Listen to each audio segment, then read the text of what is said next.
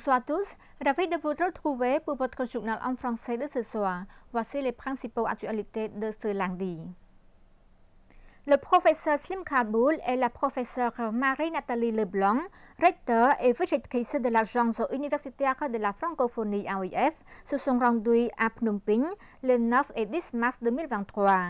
Cette visite, qui était dans le cadre d'une tournée en Asie-Pacifique, a permis de faire le point avec les diplomates francophones et les acteurs politiques et académiques cambodgiens sur la nouvelle dynamique de la francophonie scientifique au Cambodge. La mission ambitionne aussi de raffermir les liens entre l'AOIF et ses universités membres dans le pays et de discuter de nouvelles perspectives de collaboration. Le professeur Khalboul a été reçu le 10 mars au ministère des Affaires étrangères et de la coopération internationale du Cambodge pour faire le bilan des projets que l'AOIF y déploie par le biais de son bureau national basé à Phnom Penh depuis 1994. Depuis 2015, l'AOIF a mobilisé au Cambodge près de 700 000 € en fonds propres et géré des projets totalisant plus d'1 million d'euros de financement tiers, Union européenne, Fondation Pierre Fabre, MEAE français.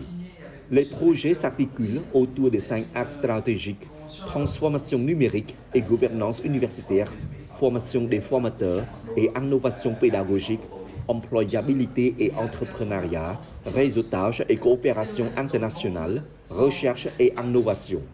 Le Cambodge compte à ce jour 13 établissements affiliés sur les 87 membres du réseau de l'AOIF en Asie-Pacifique. Au cours de cette visite au Cambodge, plusieurs rencontres ont été organisées, notamment avec le ministre de l'Éducation, de la Jeunesse et des Sports, le ministre délégué auprès du Premier ministre, accompagné du secrétaire d'État aux Affaires étrangères et à la coopération internationale, ainsi que des recteurs et vice-recteurs d'établissements membres.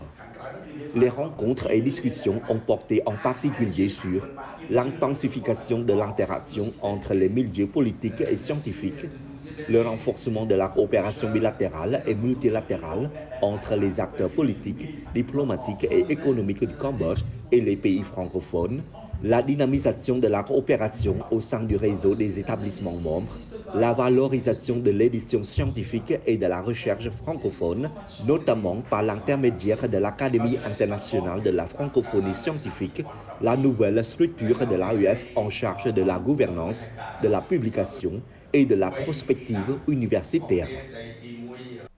Et c'est la fin de cette édition. Merci pour votre fidélité. Nous vous retrouverons demain à la même heure sur TVK. Au revoir.